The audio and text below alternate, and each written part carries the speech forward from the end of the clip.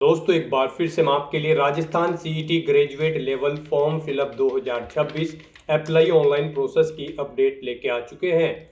किस तरह से आप Rajasthan common eligibility test CET graduate level 2026 के लिए अपने फॉर्म अप्लाई कर सकते हो, स्टेप बाय स्टेप कंप्लीट जानकारी आपको इस वीडियो में दी जाएगी। लास्ट डेट की अपडेट है, अंतिम मौका है, केवल एक दिन शेष रह गया है, तो आप जल्द से जल्द अपना फॉर्म अप्लाई कर ले। अंतिम समय का वेट न करें, अभी से अपना फॉर्म अप्लाई कर ले। आखिरी समय में फॉर्म अप्लाई करते समय अगर आपके सामने कोई भी टेक्निकल प्रॉब्लम आ रही है, कोई भी डिफिकल्टी आ रही है, तो उसका हल भी आपको इस वीडियो में मिल जाएगा।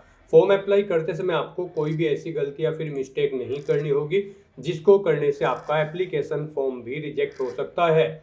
फॉर्म अप्लाई करते समय आपको कुछ महत्वपूर्ण बातों को भी ध्यान में रखना होगा, तभी आपका एप्लीकेशन फॉर्म सक्सेसफुली सबमिट हो पाएगा। अप्लाई करते समय आप अपना रजिस्ट्रेशन किस प्रकार से करोगे, पर्सनल डिटेल, क्वालिफिकेशन डिटेल या फिर अदर डिटेल आप कैसे फिल करोगे, डॉक्यूमेंट, सिग्नेचर, फोटोग्राफ कैसे और कितने केबी में आप अपलोड करोगे, फीस पेमेंट करते हुए रजिस्ट्रेशन से लेकर आपको प्रिंट तक कैसे अपना फॉर्म अप्लाई कर लेना होगा। पूरी जानकारी के लिए आपको ये वीडियो शुरू से लेके एंड तक बिना स्किप किए हुए देखनी होगी। इस वीडियो को पूरा देखने पर ही आपके सभी सवाल और डाउट क्लियर होंगे। तो चलिए दोस्तों, बिना कोई वक्त में शुरू करते हैं राजस्थान सीटी ग्रेजुएट लेवल फॉर्म फिलअप की पूरी जानकारी।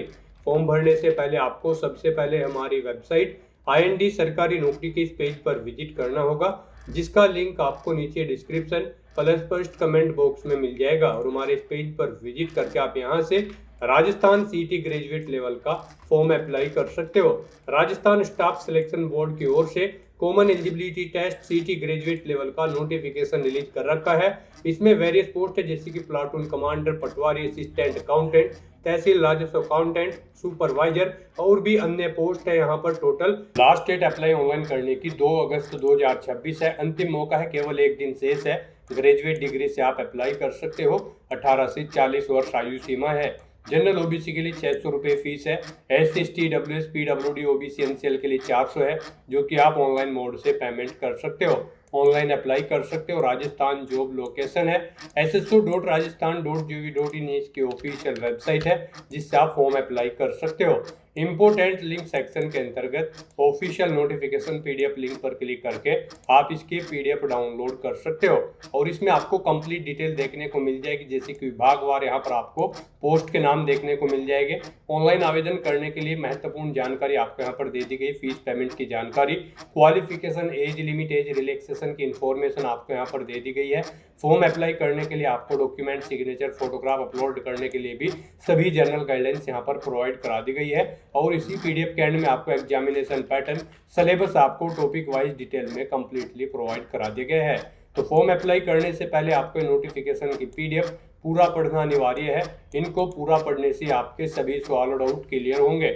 PDF रीड आउट करने के बाद में आपको अप्लाई ऑनलाइन के इस लिंक पर क्लिक करना होगा, तो आपके सामने ऑनलाइन आवेदन करने का ये ऑफिशियल पोर्टल ओपन हो जाएगा। गाइड यहाँ पर अगर आपने पहले से रजिस्ट्रेशन कर रखा है तो आपको यहाँ पर अपनी SSO ID या फिर यूजर नेम एंटर करना है, अपना पासवर्ड आपको एंटर करना है, ये कैप्चा कोड आपको यहाँ पर एंटर करना है। और उसके बाद फिर आपको यहाँ पर लॉगिन की स्टेप पर क्लिक करते हुए लॉगिन करके अपना फॉर्म अप्लाई कर लेना है। और अगर आप इस भर्ती के लिए फर्स्ट टाइम अप्लाई करने जा रहे हो तो सबसे पहले यहाँ पर आपको अपना रजिस्ट्रेशन करना होगा। उसके लिए आपको यहाँ पर रजिस्ट्रेशन की टैब दी गई है, आप इस पर क्लिक करें और अपनी बेसिक इन्फॉर्मेशन प्रोवाइड कराते हुए यहाँ पर आप अपना रजिस्ट्रेशन कर ले। गाइड यहाँ पर आप राजस्थान सिंगल साइन ऑन के पोर्टल पर कैसे अपना वन टाइम रजिस्ट्रेशन करोगे, इसके लिए आपको इस वीडियो के डिस्क्रिप्शन बॉक्स में हमारी दूसरी वीडियो का लिंक दिया गया है, जिस पर आपको स्टेप बाय स्टेप समझाया गया है कि कैसे आप राजस्थान सिंगल साइन ऑन के पोर्टल पर अपना OTR कर सकते हो। तो आप उस वीडियो को ओपन कर ले, उसमें से रजिस्ट्रेशन का कंप्लीट प्रोसेस चेकआउट कर ले और अपना रजिस्ट्रेशन करने के बाद फिर आप यहाँ पर लॉगिन करें। लॉगिन करने के लिए आप अपनी SSO ID और यूजर नेम एंटर करेंगे, जो आपको रजिस्ट्रेशन के बाद प्रोवाइड कराया जाएगा। अपना पासवर्ड एंटर करेंगे, एक कैप्चा कोड यहाँ पर एंटर करेंगे और लॉगिन की स्टेप पर क्लिक करते हुए आप अपने डैशबोर्ड में लॉगिन करेंगे। लॉगिन करने के बाद आपके सामने कुछ इस तरह से इंटरफेस ओपन होगा। अब यहाँ पर आने के बाद आपको रिक्रूटमेंट पोर्टल के इस ऑप्शन पर क्लिक करना है। फिर यहाँ पर आपको आपके डैशबोर्ड में ऑन गोइंग रिक्रूटमेंट सेक्शन में आना है। यहाँ पर आने के बाद गाइज आपको common eligibility test graduate level 2026 का ये ऑप्शन देखने को मिल जाएगा। इस टेस्ट पर अप्लाई करने के लिए अब आपको यहाँ पर अप्लाई नाउ के इस टैब पर क्लिक करना है। फिर आपके सामने कुछ इस तरह से इंटरफेस ओपन होगा। उसके बाद गाइज आपको एक बार फिर से common eligibility test graduate level के इस ऑप्शन पर क्लिक करना है और उसके बाद यहाँ पर आपके सामने कुछ इस तरह से इंटरफेस ओपन हो जाएगा। यहाँ पर आपका एप्लीकेशन फॉर्म स्टार्ट हो चुका है। कुछ चीज़ें यहाँ पर आपको ऑटोमेटिकली फिल मिल गई है जो आपके रजिस्ट्रेशन टाइम पे आपने प्रोवाइड कराई थी, वो यहाँ पर आपको कुछ चीज़ें ऑटोमेटिकली फिल मिल गई है। अब यहाँ पर आने के बाद बस आपको अपनी माता का नाम यहाँ पर एंटर करना है। फिर यहाँ पर आपको अपनी श्रेणी सेलेक्ट कर लेनी है, आप किस श्रेणी से बिलोंग करते हैं। राजस्थान स्टेट से अलग कैंडिडेट अगर अप्लाई करते हैं तो केवल जनरल कैटेगरी कैंडिडेट अप्लाई कर सकते हैं। फिर यहाँ पर अगर आप विशेष दिव्यांगजन श्रेणी के अंतर्गत आते हैं तो यहाँ पर आप ऑप्शन सिलेक्ट करें किस दिव्यांगजन श्रेणी के अंतर्गत आप आते हैं। नहीं आते हैं तो यहाँ पर आप नॉट एप्लीकेबल ऑप्शन सेलेक्ट कर लें। उसके बाद यहाँ पर आपको उप विशेष दिव्यांगजन श्रेणी सिलेक्ट करनी है अगर आप दिव्यांगजन श्रेणी के अंतर्गत आते हो। उसके बाद यहाँ पर आपको अपनी श्रेणी का प्रमाण पत्र संख्या देनी होगी और फिर आपको बताना होगा कि क्या आपको स्रोत लेखक की आवश्यकता है। अगर है तो यहाँ पर आप स्वयं उसकी प्रबंध करेंगे या फिर विभाग को उसका प्रबंध करना है, यहाँ पर आपको ऑप्शन मिल जाएगा। और गाइस अगर आप यहाँ पर विशेष दिव्यांगजन श्रेणी के अंतर्गत नहीं आते हो तो फिर आगे के ये ऑप्शन आपको यहाँ पर डिसेबल्ड कर दिए जाएंगे। उसके बाद यहाँ पर आपको अपना रिलीजन सेलेक्ट करना है, अपनी वैवाहिक स्थिति मैरिटल स्टेटस आपको बताना है, आप मैरिड हो या फिर अनमैरिड हो या फिर डाइवोर्स हो, आप अपने अकॉर्डिंग ऑप्शन सेलेक्ट करें। उसके बाद यहाँ पर अगर आप मैरिड हो तो यहाँ पर आपको अपने जीवित बालक की संख्या देनी है और आपको यहाँ पर आपका मोबाइल नंबर ऑटोमेटिकली फिर मिल जाएगा। अपना व्हाट्सएप मोबाइल नंबर देना चाहते हैं तो वो यहाँ पर आप दे सकते हैं। आपके पास जन आधार आईडी है तो वो आप यहाँ पर एंटर कर सकते हैं, नहीं है तो इस कॉलम को आप खाली छोड़ दें। गाइस यहाँ पर जिन कॉलम के सामने रेड कलर का स्टार बना हुआ है उनमें आपको डिटेल्स देनी मस्ट है और जिनमें नहीं बना हुआ है वो ऑप्शनल है, आप उनकी डिटेल चाहे तो दें चाहे या फिर न दें। यहाँ पर आप अपनी पोस्ट सेलेक्ट करें जिसके लिए आप अप्लाई करना चाहते हो। उसके बाद यहाँ पर आपको अपना कोरोस्पोंडेंस एड्रेस एंटर करना है। कोरोस्पोंडेंस एड्रेस में आपको अपना स्टेट चुनना है, अपना डिस्ट्रिक्ट चुनना है, शहर या फिर गांव का नाम देना है, अपना पिन कोड देना है, अपना फोन नंबर देना है, ये ऑप्शनल है। इस तरह से अपनी डिटेल्स फिल करने के बाद अब गाइस यहाँ पर आपको नेक्स्ट के इस ऑप्शन पर क्लिक कर देना है। फिर आपसे पूछा गया है जो मोबाइल नंबर और ईमेल आईडी आपने दी है क्या वो करेक्ट है। अगर करेक्ट है तो यहाँ पर आप यस के इस ऑप्शन पर क्लिक करें। बेसिक डिटेल्स प्रोवाइड कराने के बाद अब आपको अपनी पर्सनल डिटेल्स यहाँ पर देनी है। सबसे पहले यहाँ पर आपको अपनी नेशनलिटी सिलेक्ट कर लेनी है, फिर यहाँ पर आपको अपना स्टेट सेलेक्ट कर लेना है, उसके बाद यहाँ पर आपको अपना डिस्ट्रिक्ट सेलेक्ट कर लेना है। फिर आपसे पूछा गया है कि क्या आप इंडिया में कहीं बाहर से सेटल्ड हुए हैं, अगर हुए हैं तो आप यहाँ पर यस करें और फिर किस देश से आप सेटल्ड हुए हैं उस देश का नाम आप यहाँ पर सिलेक्ट करें और अगर आप इंडिया से ही हैं तो यहाँ पर आपको नो ऑप्शन सेलेक्ट करना है। उसके बाद आपसे पूछा गया है कि क्या आप भूतपूर्व सैनिक हैं, अगर हैं तो आप यहाँ पर यस ऑप्शन सेलेक्ट करें और फिर अपना सर्विस का स्टेटस बताएं, आप रिटायर्ड है या फिर सर्विस पर हैं। अगर सर्विस पर है तो फिर यहाँ पर आपको अपना एनओसी लेटर नंबर देना है, डेट ऑफ एनओसी यहाँ पर आपको सिलेक्ट करनी है और अगर आप रिटायर्ड हो चुके हैं तो रिटायर्ड ऑप्शन सिलेक्ट करें। फिर आपको अपना पीपीओ नंबर देना है, डेट ऑफ रिटायरमेंट यहाँ पर आपको सिलेक्ट करनी है और अगर आप भूतपूर्व सैनिक नहीं है तो यहाँ पर आपको नो ऑप्शन सिलेक्ट करना है। आगे की डिटेल आपको डिसेबल्ड कर दी जाएगी। उसके बाद आपसे पूछा गया है कि क्या आप स्पोर्ट पर्सन हैं, अगर हैं तो यहाँ पर आप यस ऑप्शन सिलेक्ट करें। स्पोर्ट पर्सन किस टाइप से हैं आप, नेशनल या फिर इंटरनेशनल लेवल के, आप अपने अकॉर्डिंग ऑप्शन सेलेक्ट करें और अगर आप नहीं हैं स्पोर्ट पर्सन तो आपको नो ऑप्शन सेलेक्ट करना है।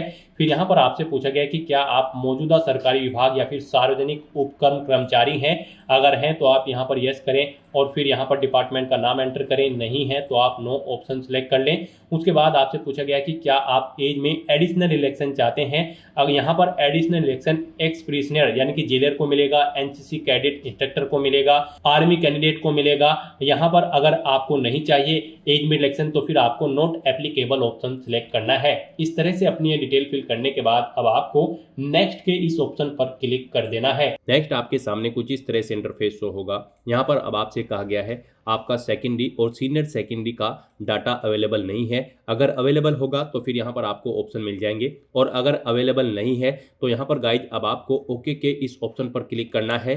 नेक्स्ट आपके सामने कुछ इस तरह से इंटरफेस शो होगा। गाइज यहाँ पर अब आपको अपनी डॉक्यूमेंट डिटेल्स प्रोवाइड करनी है। यहाँ पर अब आपके एसएसओ के जो पोर्टल से फॉर्म भरे जा रहे हैं उनमें अब आपको अपनी डॉक्यूमेंट डिटेल्स अपडेट करनी होगी। उसके बाद यहाँ पर आप फॉर्म भर पाएंगे। यहाँ पर अब आपको अपनी डॉक्यूमेंट डिटेल अपडेट करने के लिए सबसे पहले अपना नाम एंटर करना होगा। जैसे ही आप इस बॉक्स में अपना कर्सर लाएंगे, यहाँ पर आपको कीबोर्ड शो हो जाएगा। आपको हिंदी में अपना नाम एंटर करना होगा, अपने फादर का नाम एंटर करना होगा, अपनी मदर का नाम एंटर करना होगा और उसके बाद गाइज आपको यहाँ पर अपडेट के इस ऑप्शन पर क्लिक करके अपनी डिटेल यहाँ पर अपडेट कर देनी होगी। तो जैसे ही आप यहाँ पर कैंडिडेट नेम के इस ऑप्शन पर क्लिक करेंगे तो आपके सामने कुछ इस तरह से कीबोर्ड शो हो जाएगा।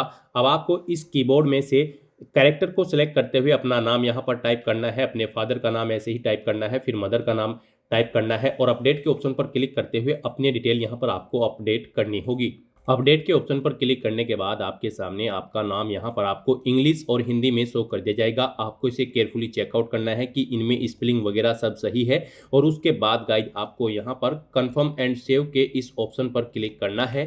फिर आपके सामने कुछ इस तरह से इंटरफेस ओपन होगा। अब यहाँ पर आपको डिजी लॉकर इंटीग्रेशन रिकमेंडेड का ऑप्शन मिलेगा। गाइड यहाँ पर अब आपको अपनी क्वालिफिकेशन की सभी डिटेल्स यहाँ पर डिजी लॉकर से फैच करनी होगी या फिर आपको मैन्युअली यहाँ पर अपनी क्वालिफिकेशन के सभी डॉक्यूमेंट आपको अपलोड करने होंगे, जैसे कि 10वीं 12वीं ग्रेजुएशन पोस्ट ग्रेजुएशन आपकी जो भी हायर क्वालिफिकेशन है उस तक की सभी डिटेल्स के दस्तावेज यहाँ पर आपको अपलोड करने होंगे, उनकी डिटेल आपको प्रोवाइड करनी होगी। अब आप आगे क्वालिफिकेशन जब भरी जाती है उसमें क्वालिफिकेशन की डिटेल नहीं भरोगे, यहाँ पर आप जो डिटेल प्रोवाइड कराएंगे अपनी क्वालिफिकेशन की उसी से आपके डॉक्यूमेंट फैच करके आपकी क्वालिफिकेशन आपको आगे ऑटोमेटिकली फिल मिल जाएगी। तो यहाँ पर अब आपको अपनी क्वालिफिकेशन के सभी डॉक्यूमेंट दस्तावेज की डिटेल देनी है और उन्हें यहाँ पर आपको अपलोड करना है। यहाँ पर आपके पास इन्हें अपलोड करने के लिए दो ऑप्शन है। आप डिजी लॉकर के माध्यम से यहाँ पर अपने डॉक्यूमेंट्स प्रोवाइड कर सकते हैं या फिर आप मैन्युअली यहाँ पर उन्हें अपलोड कर सकते हैं, उनकी डिटेल प्रोवाइड कर सकते हैं। मान लीजिए अगर आप यहाँ पर डिजी लॉकर के थ्रू अपनी डॉक्यूमेंट्स यहाँ पर फैच करना चाहते हैं तो उसके लिए आपको इस चेकबॉक्स को ओके करना है और गाइज फिर आपको यहाँ पर सबमिट के इस ऑप्शन पर क्लिक करना है। गाइड डिजी लॉकर के थ्रू अगर आप अपने डॉक्यूमेंट्स की डिटेल यहाँ पर प्रोवाइड कराना चाहते हैं तो आप ग्रांट डिजी लॉकर एक्सेस इस ऑप्शन पर क्लिक करेंगे। फिर आपके सामने यहाँ पर डिजी लॉकर का ऑप्शन ओपन होगा, आपको डिजी लॉकर पर सबमिट कर दिया जाएगा। वहाँ पर आप अपना लॉगिन करके या फिर अकाउंट क्रिएट करके और अपने डॉक्यूमेंट्स वहाँ पर अपलोड करके आप यहाँ पर उन्हें अलाउ करेंगे और डिजी लॉकर से आपके सभी डॉक्यूमेंट्स यहाँ पर फैच करके डिटेल आपकी प्रोवाइड कर दी जाएगी। अगर मान लीजिए आप डिजी लॉकर के थ्रू अपनी डिटेल नहीं देना चाहते हैं, आप मैन्युअली यहाँ पर अपने डॉक्यूमेंट्स की डिटेल देना चाहते हैं तो फिर यहाँ पर आपको कैंसिल के इस ऑप्शन पर अब क्लिक करना है। गाइस यहाँ पर अगर आप अपने डॉक्यूमेंट मैन्युअली ऐड करना चाहते हैं तो कैंसिल के ऑप्शन पर क्लिक करके आपके सामने कुछ इस तरह से इंटरफेस शो होगा। अब यहाँ पर आपको नोट अपलोडेड के इस ऑप्शन पर क्लिक करना है डॉक्यूमेंट वैलिडेशन सेक्शन में और उसके बाद गाइस आपको ऐड एजुकेशनल डॉक्यूमेंट्स आपको इस ऑप्शन पर क्लिक करना है। तो यहाँ पर अब आप अपनी एजुकेशनल क्वालिफिकेशन की डिटेल देंगे। मान लीजिए आप 10th की डिटेल प्रोवाइड करना चाहते हैं तो यहाँ पर 10th ऑप्शन सेलेक्ट करेंगे, क्वालिफिकेशन का लेवल से सिलेक्ट करेंगे, क्वालिफिकेशन की डिटेल देंगे, बोर्ड या यूनिवर्सिटी का नाम देंगे और फिर यहाँ पर आपको ग्रुप सेलेक्ट करना होगा जिस ग्रुप के अंतर्गत आपने अपनी 10वीं क्लास पास आउट की है। उसके बाद यहाँ पर आपको अपनी सब्जेक्ट की डिटेल देनी होगी। उसके बाद यहाँ पर आपको टाइप ऑफ एग्जाम सेलेक्ट करना है। फिर यहाँ पर गाइड आपको अपने रिजल्ट की डिटेल देनी है। आपका रिजल्ट परसेंटेज में था, सीजीपीए में या फिर ग्रेड में या फिर पास या फिर फेल, आप अपने अकॉर्डिंग ऑप्शन सेलेक्ट करेंगे। परसेंटेज में अगर था तो यहाँ पर आप अपना रोल नंबर एंटर करेंगे, अपना इनरोलमेंट नंबर आप एंटर करेंगे, पासिंग ईयर सेलेक्ट करेंगे और यहाँ पर आपको मैक्सिमम मार्क्स देने हैं। फिर उनमें से कितने ऑब्टेन किए हैं वो यहाँ पर आपको देने हैं। इनके अकॉर्डिंग यहाँ पर आपकी परसेंटेज आपको शो कर दी जाएगी। नंबर ऑफ अटेम्प्ट्स में यहाँ पर आपको बताना है कितनी बार में आपने यहाँ पर अपना 10वीं क्लास पास आउट की है। फिर यहाँ पर आपको अपनी मार्कशीट अपलोड करनी है। आपको चूज फाइल के ऑप्शन पर क्लिक करना है, फाइल को सिलेक्ट कर लेना है और पीडीएफ फॉर्मेट में 400 केबी से कम साइज की फाइल यहाँ पर आपको अपनी मार्कशीट की अपलोड कर देनी है। उसके बाद आपके पास जो सर्टिफिकेट है 10वीं क्लास का वो भी आपको चूज फाइल के ऑप्शन पर क्लिक करके 400 केबी से कम पीडीएफ फॉर्मेट में यहाँ पर अपलोड कर देना है और उसके बाद आपको यहाँ पर सेव मैन्युअली के इस ऑप्शन पर क्लिक करके अपनी डिटेल यहाँ पर सेव कर देनी है। इस तरह से यहाँ पर आप अपनी 10वीं क्लास की डिटेल सेव कर सकते हो। ऐसे ही यहाँ पर आप अपनी 12वीं क्लास की, ग्रेजुएशन की, पोस्ट ग्रेजुएशन की या फिर आपके पास जो भी सर्टिफिकेट है या फिर डिप्लोमा है उसकी डिटेल यहाँ पर आपको ऐड कर देनी है। गाइस यहाँ पर आप जिस भी पोस्ट के लिए अप्लाई कर रहे हैं उस पोस्ट के लिए जो रिक्वायर्ड क्वालिफिकेशन है वो सभी यहाँ पर आपको 1 by 1 करके ऐड कर देनी है। इस तरह से यहाँ पर आपको अपनी एजुकेशनल क्वालिफिकेशन की डिटेल देनी है और अपने एजुकेशनल क्वालिफिकेशन के डॉक्यूमेंट्स यहाँ पर आपको अपलोड कर देने हैं 1 by 1 करके। गाइस यहाँ पर Rajasthan CET graduate level 2026 test में पार्टिसिपेट करने के लिए आपके पास ग्रेजुएट डिग्री होनी चाहिए किसी भी रिलीवेंट डिसिप्लिन के अंतर्गत किसी वेल रिकॉग्नाइज्ड यूनिवर्सिटी से, तो आप एलिजिबल होंगे, अप्लाई कर पाओगे। नेक्स्ट यहाँ पर आपको अपनी क्वालिफिकेशन और एक्सपीरियंस की डिटेल प्रोवाइड करनी है। गाइज आपने डॉक्यूमेंट डिटेल प्रोवाइड करते हुए अपनी क्वालिफिकेशन की डिटेल प्रोवाइड कराई थी, जो आपकी क्वालिफिकेशन है सभी क्वालिफिकेशन की डिटेल आपने उसमें प्रोवाइड कराई होगी। यहाँ पर आप जिस भी भर्ती के लिए अप्लाई कर रहे हैं उसके लिए जो क्वालिफिकेशन रिक्वायर्ड है वो आपने डॉक्यूमेंट डिटेल प्रोवाइड करते हुए प्रोवाइड कराई थी। वो सभी डिटेल्स यहाँ पर आपकी फेच कर ली गई है आपकी डॉक्यूमेंट डिटेल से यहाँ पर क्वालिफिकेशन के सेक्शन में। अब बस यहाँ पर आपको इस क्वालिफिकेशन को चेकआउट करना है, इस चेकबॉक्स को ओके करना है और गाइज आपको यहाँ पर अब नेक्स्ट के इस ऑप्शन पर क्लिक कर देना है। नेक्स्ट यहाँ पर आपको आपका फोटो और सिग्नेचर ऑलरेडी अपलोडेड मिलेंगे, जो आपके OTR से फैच कर लिए गए हैं। OTR करते समय आपने अपना फोटो और सिग्नेचर जो अपलोड किए थे वो यहाँ पर आपको ऑलरेडी फैच करके शो कर दिए गए हैं। बस गाइज यहाँ पर अब आपको केवल नेक्स्ट के इस ऑप्शन पर क्लिक करना है। नेक्स्ट यहाँ पर आपको अपनी प्रेफरेंस प्रोवाइड करनी है। यहाँ पर आपको सिलेक्ट करना है आप जिस नंबर पर प्रेफरेंस देना चाहते हैं उस ऑप्शन को उस नंबर पर सिलेक्ट करें। यहाँ पर 1 बाय 1 करके आपकी प्रेफरेंस ऐड हो जाएगी। यहाँ पर आप जिस ऑप्शन को जिस नंबर पर सिलेक्ट करेंगे उस नंबर पर आपकी प्रेफरेंस यहाँ पर सेट हो जाएगी। इस तरह से अपनी प्रेफरेंस प्रोवाइड करने के बाद फिर आपको यहाँ पर नेक्स्ट के इस ऑप्शन पर क्लिक करना है। नेक्स्ट आपको आपके एप्लीकेशन फॉर्म का पूरा प्रीव्यू शो कर दिया गया है। आपको सभी डिटेल्स केयरफुली चेकआउट करनी है। पेज को नीचे स्क्रॉल डाउन करना है, डिक्लेरेशन सेक्शन में आना है, इस चेकबॉक्स को आपको ओके करना है। कहीं पर कोई मिस्टेक है तो आप अपडेट के इस ऑप्शन पर क्लिक करके अपने फॉर्म में आप चेंज आउट कर सकते हो। और अगर सभी चीजें ओके हैं तो बस यहाँ पर अब आपको अपना फॉर्म सबमिट कर देना है। उसके लिए आपको फाइनल सबमिट के स्टेप पर क्लिक करना है और अपना फॉर्म सबमिट कर देना है। उसके बाद आपके सामने ये पॉपअप शो होगा। यहाँ पर आकर आपको इस चेकबॉक्स को ओके करना है। फिर आपको सेंड OTP के ऑप्शन पर क्लिक कर देना है। उसके बाद आपके रजिस्टर्ड मोबाइल नंबर और ईमेल आईडी पर एक OTP सबमिट किया गया है।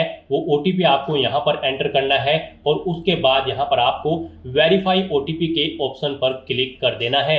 इस तरह से यहाँ पर आपका एप्लीकेशन फॉर्म सक्सेसफुली सबमिट हो चुका है। अब यहाँ पर प्रिंट के इस ऑप्शन पर क्लिक करके आप अपने एप्लीकेशन फॉर्म का एक हार्ड कॉपी प्रिंट आउट ले सकते हो, फ्यूचर यूज के लिए, फ्यूचर रेफरेंस के लिए। तो दोस्तों ऐसे आप राजस्थान CET ग्रेजुएट लेवल 2026 के लिए अपने फॉर्म अप्लाई कर सकते हो बिना कोई मिस्टेक किए हुए। आज की इस वीडियो में बस इतना ही।